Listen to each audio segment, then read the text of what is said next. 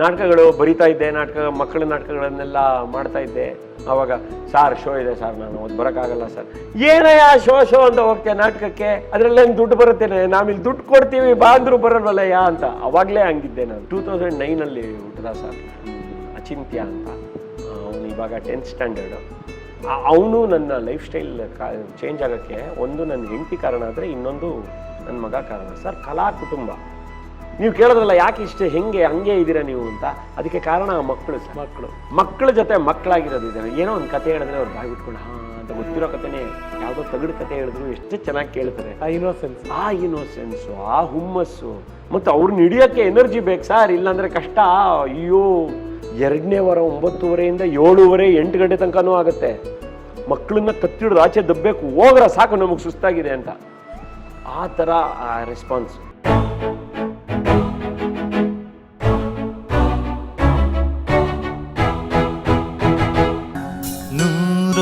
ನೂರೊಂದು ನೆನಪು. ನೋಡ್ಬೋದಾ ನಾವು ನಿಮ್ಮನ್ನ? ಗೊತ್ತಿಲ್ಲ ಸರ್. ಈ ಕೆಲಸ ಕಾರ್ಯಗಳ ನಡುವೆ ನನ್ನ ಹುಚ್ಚಾಟ.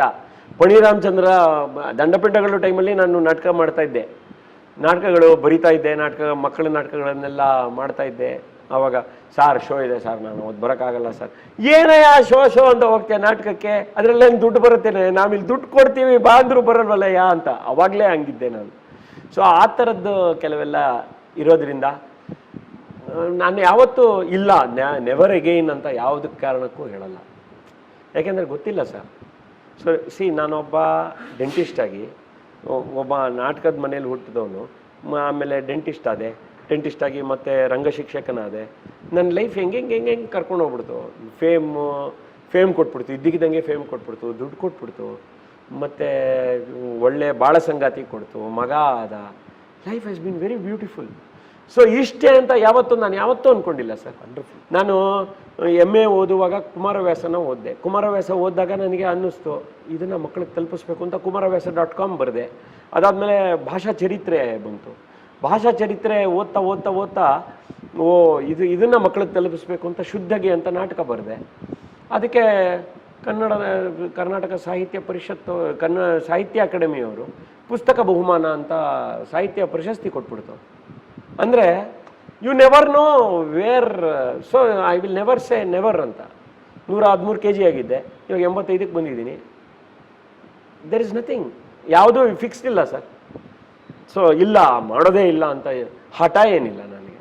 ವಂಡರ್ಫುಲ್. ನನಗೆ ಮಗ ಅಂತ ಹೇಳಿದ್ರಿ, ಮಗ ಯಾವಾಗ ಹುಟ್ಟಿದ್ದು, ಮಗ ಏನು ಮಾಡ್ತಿದ್ದಾರೆ, ಮಗನ ಹೆಸರೇನು? 2009 ಹುಟ್ಟಿದ ಸರ್, ಅಚಿಂತ್ಯ ಅಂತ. ಅವನು ಇವಾಗ 10th ಸ್ಟ್ಯಾಂಡರ್ಡು. ಅವನು ನನ್ನ ಲೈಫ್ ಸ್ಟೈಲ್ ಚೇಂಜ್ ಆಗೋಕ್ಕೆ ಒಂದು ನನ್ನ ಹೆಂಡತಿ ಕಾರಣ ಆದರೆ, ಇನ್ನೊಂದು ನನ್ನ ಮಗ ಕಾರಣ ಸರ್. ಕಲಾ ಕುಟುಂಬದಲ್ಲಿ ಅಪ್ಪ ಕೋಆರ್ಡಿನೇಟ್ ಮಾಡ್ತಾರೆ, ಯೂನಿವರ್ಸಿಟಿ ಜೊತೆ ಓಡಾಡ್ತಾರೆ, ಡಿಪ್ಲೊಮೋದು ಕೆಲಸಗಳು ಮಾಡ್ತಾರೆ, ಇದು ಮಾಡ್ತಾರೆ. ನಾಟಕಕ್ಕೆ ಅಂತ ಅಂದರೆ ಫೋನ್ ಮಾಡಿ ಕರೀತಾರೆ. ಅಮ್ಮ ಕಾಸ್ಟ್ಯೂಮು ಅದು ಇದು, she's A costume designer, costume ಇದೆಲ್ಲ ಮಾಡ್ತಾರೆ. ನಾನು ಡೈರೆಕ್ಟ್ರು, ಆ್ಯಕ್ಟ್ರು, ನನ್ನ ತಂಗಿ ಡೈರೆಕ್ಟ್ರು, ಆ್ಯಕ್ಟ್ರು, ಕೊರಿಯೋಗ್ರಾಫರು.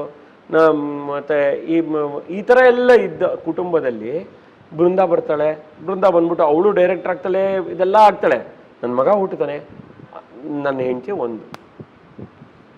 ಅವನು ಸ್ಪೋರ್ಟ್ಸ್ಗೆ ಹೋಗಬೇಕು ಸರ್. ಸ್ಕೂಲಲ್ಲಿ ಸ್ಪೋರ್ಟ್ಸು ತುಂಬ ಚೆನ್ನಾಗಿ, ಚಿತ್ರಕೂಟ ಶಾಲೆ ನಿಜವಾಗ್ಲೂ ತುಂಬ ಒಳ್ಳೆ ಇದು ಮಾಡ್ತಾರೆ. ಅವನಿಗೂ ಬಂದ್ಬಿಡ್ತು ಸ್ಪೋರ್ಟ್ಸಲ್ಲಿ ಹೋಗಬೇಕು ಅಂತ. He wants to be a sportsman ಅಂತ. ಹಿ ವೆಂಟ್ ಆ್ಯಂಡ್ ಖೋಖೋನಲ್ಲಿ ಸೆಲೆಕ್ಟ್ ಆದ. ಖೋಖೋ ಆಡೋಕ್ಕೆ ಶುರು ಮಾಡ್ದ. ದಿನ ಬೆಳಗ್ಗೆ 4:15 ಎದ್ದು ಅವನ್ನ ಕರ್ಕೊಂಡು ಹೋಗ್ತಾಯಿದ್ದೆ ಸರ್. ನಾನು JSS ಅಲ್ಲಿ ಓದುವಾಗ ನಮ್ಮಪ್ಪ ವಾರಕ್ಕೊಂದ್ಸಲಿ ನಾನು ಮನೆಗೆ ಬರ್ತಾ ಇದ್ದಾಗ ಬೆಳಗ್ಗೆ 4:15 ಕರ್ಕೊಂಡೋಗಿ ಬಿಡೋರು ಸೋಮವಾರ. ನಾನು ಅವಾಗಲೇ ಅಪ್ಪ ಎಷ್ಟು ಕೆಲಸ ಮಾಡ್ತಿದ್ಯಪ್ಪ ಅಂತ ಹೇಳ್ತಾ ಇದ್ದೆ. ನಾನೇ ದಿನ 4:15 ಹೇಳೋಂಗಾಗೋಯ್ತು ಸರ್. ನನ್ನ ಲೈಫಲ್ಲೇ ಶೂಟಿಂಗ್ ಇದ್ದಾಗಲೂ 7 ಗಂಟೆ ಮುಂಚೆ ಎದ್ದವನೇ ಇಲ್ಲ ಸರ್. ಸೋಂಬೇರಿ ನನ್ನ ಮಗ ಅಂದರೆ ಸೋಂಬೇರಿ. ನಾನು ಅಷ್ಟು ಸೋಂಬೇರಿ, ಅಷ್ಟು ಡಿಸಾರ್ಗನೈಸ್ಡ್ ಆದವನು. ದಿನ ಬೆಳಗ್ಗೆ 4:15. ಅವನು 5th ಸ್ಟ್ಯಾಂಡರ್ಡಿಂದ ಶುರು ಮಾಡಿದ್ದು 9th ಸ್ಟ್ಯಾಂಡರ್ಡ್ಸ್ ತನಕ ದಿನ ಬೆಳಗ್ಗೆ. ಕೋಚ್ ರಂಗನಾಥ್ ಸರ್ ಅಂತ, ಅವರು ಸಿಕ್ಕಾಬಡೆ ಸ್ಟ್ರಿಕ್ಟು. ಬರಬೇಕು, ಮಳೆ ಇರಲಿ, ಚಳಿ ಇರಲಿ, ಬಿಸಿಲಿರಲಿ, ಏನೇ ಇರಲಿ, ಪ್ರಾಕ್ಟೀಸ್ ಇರುತ್ತೆ, ಬರಲೇಬೇಕು ಅಂತ. ಇಲ್ಲ ಅಂದರೆ ಪೈಪ್ ತೊಗೊಂಡು ಹೊಡಿಯೋರು. ಅಯ್ಯೋ ನನ್ನ ಮಗು ಏಟ್ ತಿನ್ನತ್ತಲ್ಲ ಅಂತ ಕರ್ಕೊಂಡು ಹೋಗೋಕೆ ಶುರು ಮಾಡಿದೆ. ಆಮೇಲೆ ಲೈಫೇ ಚೇಂಜ್ ಆಗೋಯ್ತು ಸರ್. ಈಗಲೂ ದಿನ ಬೆಳಗ್ಗೆ 5 ಗಂಟೆಗೆ ಹೇಳ್ತೀನಿ.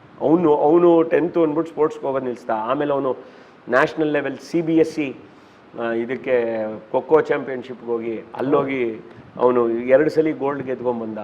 ನೇಪಾಳ್ಗೆ ಹೋಗಿ ಅಲ್ಲಿ ಇಂಟರ್ನ್ಯಾಷನಲ್ ಲೆವೆಲ್ ಖೋಖೋ ಚಾಂಪಿಯನ್ಶಿಪ್ನಲ್ಲಿ ಅಲ್ಲೂ ಗೋಲ್ಡ್ ಗೆದ್ಕೊಂಡ್ಬಂದರು.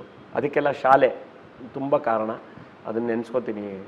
ಆ್ಯಂಡ್ ಅದಾದಮೇಲೆ ಅದ್ರ ಜೊತೆಗೆ ಅವನು ತುಂಬ ಚೆನ್ನಾಗಿ ಹಾಡ್ತಾನೆ, ತುಂಬ ಚೆನ್ನಾಗಿ ಅವನಿಗೆ ವಿಡಿಯೋ ಎಡಿಟಿಂಗ್ ಏನೋ ಇತ್ತೀಚೆಗೆ ಹೊಸದಾಗಿ ಬಂದ್ಬಿಟ್ಟಿದೆ. ಮೊಬೈಲಲ್ಲೇ ಎಲ್ಲ ಮಾಡ್ಬೋದಲ್ಲ ಈಗ. ನಾವೆಲ್ಲ ವಿಡಿಯೋ ಎಡಿಟಿಂಗ್ ಅಂತ ಏನು ಅಂತ ಕಲಿಯೋಕ್ಕೆ ಚಿತ್ರ ನಿರ್ಮಾಣ ಶಿಬಿರ ಆಗೋ ತನಕ ಕಾಯ್ಬೇಕಾಗಿತ್ತು. ಇವ್ರಿಗೆ ಇಲ್ಲೇ ಗೊತ್ತಾಗೋಗುತ್ತೆ ಅಲ್ಲ. ಸರ್ ನಮ್ಮ ಡಿಪ್ಲೊಮಾ ಹುಡುಗರು ಇರ್ತಾರೆ, ಅವ್ರು ಹಿಂಗೆ ಮಾಡ್ಬೋದು ಕಣೋ ಹಿಂಗೆ ಮಾಡ್ಬೋದು ಕಣೋ ಅಂತ. ಅವನು ಚೆನ್ನಾಗಿ ರೂಪಿಸ್ಕೊತಾ ಇದ್ದಾನೆ. Is doing good. ಅದಕ್ಕೆ ಅವನು ಏನಾಗ್ತಾನೆ ಗೊತ್ತಿಲ್ಲ ನನಗೆ. ನೀನು ಇದೇ ಆಗು ಅದೇ ಆಗು ಅಂತ ಯಾವತ್ತೂ ಹೇಳಿಲ್ಲ. ಅದಕ್ಕೆ ಅವನ ಹೆಸರು ಹಾಗಿಟ್ಟಿದ್ದೀನಿ, ಅಚಿಂತ್ಯ, ಎಲ್ಲ ಚಿಂತನೆಗಳನ್ನು ಮೀರಿದವನು. Wonderful wonderful. ಇನ್ನು ಇವಾಗ ನಾವು ಕೂತಿರೋ ಜಾಗ, ಇಲ್ಲಿ ನಾವೇನು ಕೂತ್ಕೊಂಡು ಮಾತಾಡ್ತಾ ಇದ್ವಿ, ನಮ್ಮ ರಂಗ ಶಿಕ್ಷಣ ಕೇಂದ್ರ ವಿಜಯನಗರ ಬಿಂಬ ಬೆಂಗಳೂರು. ಇದ್ರ ಬಗ್ಗೆ ಹೇಳೋದಾದ್ರೆ ಇಲ್ಲಿ ಏನೇನು ಚಟುವಟಿಕೆಗಳು ನಡೆಯುತ್ತೆ, ಯಾವ ಥರ ಇರುತ್ತೆ ನಿಮ್ಮ ಡೈಲಿ ಆ್ಯಕ್ಟಿವಿಟೀಸು? ಓಕೆ, ವಿಜಯನಗರ ಬಿಂಬ ಶುರುವಾಗಿ 29 ವರ್ಷ ಆಯಿತು ಸರ್. ಅಂದರೆ ನಾನಿನ್ನು ಆವಾಗ BDS ಮಾಡ್ತಾ ಇದ್ದ ಟೈಮ್ನಲ್ಲಿ ವಿಜಯನಗರ ಬಿಂಬ ಇಲ್ಲಿ ಶುರುವಾಯಿತು. ಅಮ್ಮ ಶುರು ಮಾಡಿದ್ರು, ಗೌರಿ ಮೇಡಮ್, ಗೌರಿ ನಮ್ಮ ಚಿಕ್ಕಮ್ಮ ಗೌರಿ ದತ್ತು ಅವರು ಬಂದು, ಮತ್ತು ಸುಷ್ಮಾ, 3 ಜನನು ಸೇರಿಕೊಂಡು ವಿಜಯನಗರ ಬಿಂಬ, AS ಮೂರ್ತಿ ಅವರು, ತಾತ ಅವರೆಲ್ಲ ಸೇರ್ಕೊಂಡು ಶುರು ಮಾಡಿದ್ರು. ಆಮೇಲೆ ನಾನು BDS ಆದಮೇಲೆ ಬಂದು ಜಾಯ್ನ್ ಆದೆ. ಅವತ್ತು ರೆಗ್ಯುಲರಾಗಿ ಬರ್ತಾಯಿದ್ದೆ. ಈ ಥರದ್ದೆಲ್ಲ ಇಲ್ಲಿ ನಮ್ಮಲ್ಲಿ 2 ವಿಭಾಗಗಳಿದೆ, ಮಕ್ಕಳ ವಿಭಾಗ ಮತ್ತು ಹಿರಿಯರ ವಿಭಾಗ ಅಂತ 2 ವಿಭಾಗ ಇದೆ. ಮಕ್ಕಳ ವಿಭಾಗದಲ್ಲಿ ತಿರ್ಗಾ 2 ವಿಭಾಗ ಇದೆ. ಒಂದು ಚಟಾಣಿ ವಿಭಾಗ ಇದೆ, ಮಕ್ಕಳ ವಿಭಾಗ ಇದೆ. ಚಟಾಣಿ ವಿಭಾಗ ನಮ್ಮ ವಿಜಯನಗರ ಬಿಂಬದ ಟ್ಯಾಗ್ ಲೈನ್ ಏನು ಅಂತಂದರೆ 3ರಿಂದ 100ರವರೆಗೆ ಅಂತ.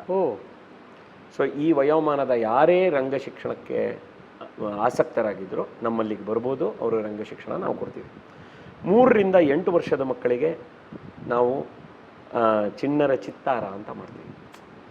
Beautiful sir. ನೀವು ಕೇಳಿದ್ರಲ್ಲ ಯಾಕೆ ಇಷ್ಟೇ ಹಂಗೆ ಇದ್ದೀರಾ ನೀವು ಅಂತ, ಅದಕ್ಕೆ ಕಾರಣ ಮಕ್ಕಳು ಸರ್. ಮಕ್ಕಳ ಜೊತೆ ಮಕ್ಕಳಾಗಿರೋದು ಇದೆ. ಏನೋ ಒಂದು ಕತೆ ಹೇಳಿದ್ರೆ ಅವ್ರು ಬಾಯಿ ಬಿಟ್ಕೊಂಡು ಅಂತ ಗೊತ್ತಿರೋ ಕತೆನೇ ಯಾವುದೋ ತಗಡು ಕತೆ ಹೇಳಿದ್ರು ಎಷ್ಟು ಚೆನ್ನಾಗಿ ಕೇಳ್ತಾರೆ. ಆ ಇನ್ನೋಸೆನ್ಸು, ಆ ಹುಮ್ಮಸ್ಸು, ಮತ್ತು ಅವ್ರನ್ನ ಹಿಡಿಯೋಕ್ಕೆ ಎನರ್ಜಿ ಬೇಕು ಸರ್, ಇಲ್ಲಾಂದರೆ ಕಷ್ಟ. ಅಯ್ಯೋ, ಅವ್ರ ಕೈಲಿ ನಾವು ನಾಟಕ ಮಾಡಿಸ್ತೀವಿ. ಅವ್ರಿಗೆ ಅಂತ ನಾಟಕ ಬರೋದು 3ರಿಂದ 8 ವರ್ಷದ ಮಕ್ಕಳಿಗೆ ನಾಟಕ ಮಾಡಿಸ್ತೀವಿ. ಸೊ ಚಿಣ್ಣರ ಚಿತ್ತಾರ ಅಂತ ಸಮ್ಮರ್ ಕ್ಯಾಂಪ್ ಮಾಡ್ತೀವಿ. ಅದಲ್ಲದೆ ಮಂಗಳ ಅಂಗಳ ಅಂತ ಮಂಗಳವಾರದೊತ್ತು 4 ತಿಂಗಳು ಕೋರ್ಸ್ ಮಾಡ್ತೀವಿ. 1 ಅವರ್ ಥಿಯೇಟರ್ ಕ್ಲಾಸ್. ಥಿಯೇಟರ್ ನಿಮಗೆ ಗೊತ್ತಿರೋ ಹಾಗೆ ರಂಗಭೂಮಿ ಒಂದು ಸಂಕೀರ್ಣ ಕಲೆ. ಅದರಲ್ಲಿ ಹಾಡಿದೆ, ನೃತ್ಯ ಇದೆ, ಡ್ರಾಯಿಂಗ್ ಇದೆ, ಪೇಂಟಿಂಗ್ ಇದೆ, ಕ್ರಾಫ್ಟ್ ಇದೆ. ಸೊ ಎಲ್ಲ ಕ್ಲಾಸಸ್ಸು ಇರುತ್ತೆ. ಸೊ ಆ ಥರದ್ದು ಒಂದು 3ರಿಂದ 8 ವರ್ಷದವ್ರಿಗೆ. 8ರಿಂದ 16 ವರ್ಷದವ್ರಿಗೆ ಚಿಣ್ಣರ ಚಾವಡಿ ಅಂತ ಮಾಡ್ತೀವಿ. ಇನ್ನೇನು ಅದರದ್ದು ಶುರು ಆಗುತ್ತೆ. 15 ದಿನ ನಾವೆಲ್ಲ ಕಾಯ್ತಾ ಇರ್ತೀವಿ ಸರ್. ಬೆಳಗ್ಗೆ 9:30ಯಿಂದ ಸಂಜೆ 4:30 ಫುಲ್ ಕ್ಲಾಸ್ಗಳು, ಬೇರೆ ಬೇರೆಯವ್ರನ್ನ ಕರೆಸ್ತೀವಿ, ಮಾಡ್ತೀವಿ. ಬೇರೆ ಬೇರೆ ಕ್ಲಾಸ್ಗಳು, ಆ್ಯಕ್ಟಿವಿಟೀಸು ಎಲ್ಲನೂ. 2ನೇ ವಾರ 9:30ಯಿಂದ 7:30, 8 ಗಂಟೆ ತನಕನೂ ಆಗುತ್ತೆ. ಮಕ್ಕಳನ್ನ ಕತ್ತಿಡಿದು ಆಚೆ ದಬ್ಬಬೇಕು, ಹೋಗ್ರ ಸಾಕು ನಮಗೆ ಸುಸ್ತಾಗಿದೆ ಅಂತ. ಆ ಥರ ರೆಸ್ಪಾನ್ಸು. ಆಮೇಲೆ ಅದರಲ್ಲಿ ಬೇರೆ ಬೇರೆ ಕಾರ್ಯಕ್ರಮಗಳಾಗ್ತವೆ. ಮಕ್ಕಳ ಕವಿಮೇಳ, ಅದಾದಮೇಲೆ ಮೀಡಿಯಾ ಹಬ್ಬ ಅಂತ ಮಾಡ್ತೀವಿ ಸರ್. ಮೀಡಿಯಾ ಹಬ್ಬದಲ್ಲಿ ಏನಾಗುತ್ತೆ, ಮಕ್ಕಳು ಮೀಡಿಯಾ ಅಂದರೆ ಏನು, ಈಗ ನೋಡಿ ಮೀಡಿಯಾ ಅಂದ ತಕ್ಷಣ ಏನಾಗಿದೆ, ಸೋಷಿಯಲ್ ಮೀಡಿಯಾ ಅಂತ ಅಂದ್ಕೊಂಡ್ಬಿಟ್ಟಿದ್ದಾರೆ. ಆದರೆ ಮೀಡಿಯಾನ ಹ್ಯಾಂಡಲ್ ಮಾಡೋದೇನು, ಮತ್ತು ಇವತ್ತು ಮೀಡಿಯಾದಲ್ಲಿ ಏನೇನೆಲ್ಲ ಬರ್ತಾ ಇದೆ, ಒಳ್ಳೇದು ಬರುತ್ತೆ, ಕೆಟ್ಟದ್ದು ಬರುತ್ತೆ. ಸೊ ಅದರ ಬಗ್ಗೆ ಅವ್ರಿಗೆ ಅರಿವಿರಬೇಕು, ಮೀಡಿಯಾ ಅಂದರೆ ಏನು ಅಂತ. ಸೊ ಹಂಗಾಗಿ ಮೀಡಿಯಾ ಹಬ್ಬ ಅಂತ ಮಾಡ್ತೀವಿ. ಅದರಲ್ಲಿ ಅವರಿಗೆ ಪೇಪರಿಂದ ಹಿಡಿದು ರೇಡಿಯೋ ಪ್ರೋಗ್ರಾಮ್ ಹೇಗಿರಬೇಕು, ಮತ್ತು ಇಂಟರ್ವ್ಯೂ ಅಂದರೆ ಏನು, ಎಲ್ಲವೂ ಹೇಳುತ್ತೆ. ಮೀಡಿಯಾ ಹಬ್ಬ ಒಂದು 3 ದಿನ ನಡೆಯುತ್ತೆ. ಅದು ಬೇರೆ ಬೇರೆ ಕಡೆಗೆ ಹೋಗ್ಬಿಟ್ಟು ಎಳ್ನೀರು ಮಾರೋರ ಹತ್ರ ಇಂಟರ್ವ್ಯೂ ಮಾಡ್ಕೊಂಡು ಬರ್ತಾರೆ. ಇದರ ಹತ್ರ ಏನು ಲೈಬ್ರರಿಗೆ ಹೋಗ್ಬಿಟ್ಟು ಏನೇನು ಇದೆ, ಹೆಂಗಿದೆ, ಯಾರಿಗೂ ಇದು ಅಂದರೆ ಇಂಟರ್ವ್ಯೂ ಅಂದರೆ ಏನು, ಆ ಥರದ್ದು ಹ್ಯಾಂಡ್ಸ್ ಆನ್ ಎಕ್ಸ್ಪೀರಿಯನ್ಸ್ ಕೊಡ್ತೀವಿ. ಆಮೇಲೆ ಪ್ರಶ್ನಾರ್ಥ ಅಂತ ಒಂದು ಕಾರ್ಯಕ್ರಮ ಮಾಡ್ತೀವಿ. ಯಾರು ಒಬ್ಬರು ಸೆಲೆಬ್ರಿಟಿನ ಕರೆದು ಇವರು ಮಾಕ್ ಪ್ರೆಸ್ ಮೀಟ್. ಸೊ ಅಲ್ಲಿ ಮಕ್ಕಳು ಪತ್ರಕರ್ತರಾಗಿ ಯಾರೋ ಒಬ್ಬರು ಸೆಲೆಬ್ರಿಟಿನ ಪ್ರಶ್ನೆ ಮಾಡ್ತಾರೆ. ಆ ಥರ ನಾವು ಮುಂಚೆ ಅದನ್ನು ಕಿರಿಯರ ಕಟಕಟೆ ಅಂತ ಮಾಡ್ತಿದ್ವಿ. ಅವಾಗ ಯಾರ್ಯಾರು ಬಂದಿದ್ರು ಸರ್, ವಿಷ್ಣುವರ್ಧನ್ ಸರ್ ಬಂದಿದ್ರು, ಮತ್ತು ರಮೇಶ್ ಅರವಿಂದ್ ಅವ್ರು ಬಂದಿದ್ದರು, ದರ್ಶನ್ ಅವ್ರು ಬಂದಿದ್ದರು, ಸುದೀಪ್ ಅವ್ರು ಬಂದಿದ್ದರು. ಇಲ್ಲೇ ಬಂದಿದ್ರು. ಹೌದು, ಮಕ್ಕಳು ಆವಾಗ ಲಾಯರ್ ಅಂತ ಮಾಡ್ತಾ ಇದ್ವಿ, ಕಿರಿಯರ ಕಟಕಟೆ ಅಂತ, ಆವಾಗ ಎಸ್ ಮೂರ್ತಿ ಅವರಿದ್ದ ಕಾಲದಲ್ಲಿ. ಸೊ ಅವರು ಪ್ರಶ್ನೆ ಮಾಡಿ ಆ ಥರದ್ದು. ಅದಾದಮೇಲೆ ಇವಾಗ ಅದರದ್ದು ಸ್ವಲ್ಪ ಬದಲಾಯಿಸಿ ಪ್ರಶ್ನಾರ್ಥ ಅಂತ ಮಾಡಿದ್ವಿ, ಮಾಕ್ ಪ್ರೆಸ್ ಮೀಟ್ ಅಂತ ಮಾಡಿದ್ವಿ. ಸೊ ಅಲ್ಲೂ ಸೆಲೆಬ್ರಿಟಿ ಒಬ್ಬರನ್ನ ಕರೆದು ಪ್ರಶ್ನೆ ಮಾಡೋದು. ಅಲ್ಲಿ ಸುಚೀಂದ್ರ ಪ್ರಸಾದ್ ಅವರು ಬಂದಿದ್ದರು, ಮತ್ತು ಸಿ.ಕೈ ಚಂದ್ರು ಅವರು ಬಂದಿದ್ದರು, ಮಂಡ್ಯ ರಮೇಶ್ ಅವರು ಬಂದಿದ್ದರು. ಈ ಥರದ್ದೆಲ್ಲನೂ ಆಗತ್ತೆ. ಅದಾದಮೇಲೆ ಮಕ್ಕಳ ಕವಿ ಮೇಳ ಮಾಡ್ತೀವಿ, ಮಕ್ಕಳೇ ಕವನಗಳನ್ನ ಬರ್ಕೊಂಬಂದು ಅವರು ಕವನ ವಾಚನ ಮಾಡ್ತಾರೆ.